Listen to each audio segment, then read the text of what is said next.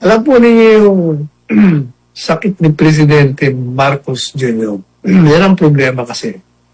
Ayaw niya pang sabihin, mas makakabuti sa palasyo at kay Presidente Marcos Jr. na aminin nyo na meron kayong dinaramdam. May sakit. Di ba sabi ko sa inyo, nakita kami sa isang wake, doon sa wake ni nasira Edgar Kamangon. Hindi ko po siya nakilala doon kasi nga yung itsura niya,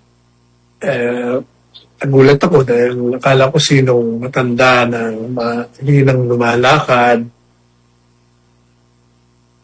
Yung pala, paglikod niya, nakita ko talagang bumagsak ang mukha niya, bumagsak ang katawan. Talagang may dinaramdam. Kaya nga sabi ko sa inyo, pinagdasal ko pa eh.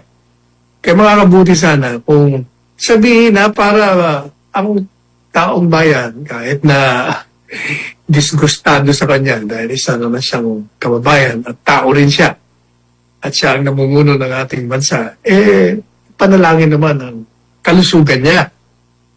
Hindi yung itinatago nila.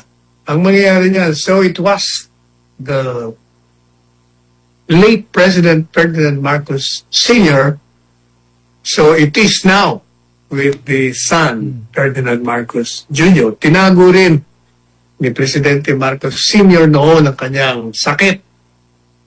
Hanggang finally nabulgar nga at namatay nga siya doon sa sakit niya. Eto na naman tayo, tinatago na naman natin. Huwag nating itago. Una-una may karapatan ng taong bayan na malaman ang kalagayan ng kanilang presidente.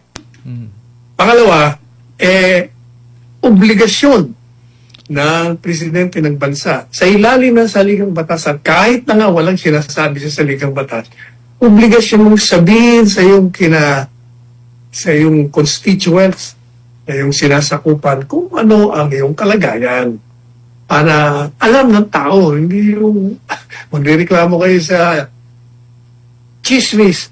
Paano hindi magkakaroon ng chismis? Ayaw niyong sabihin ang katotohanan.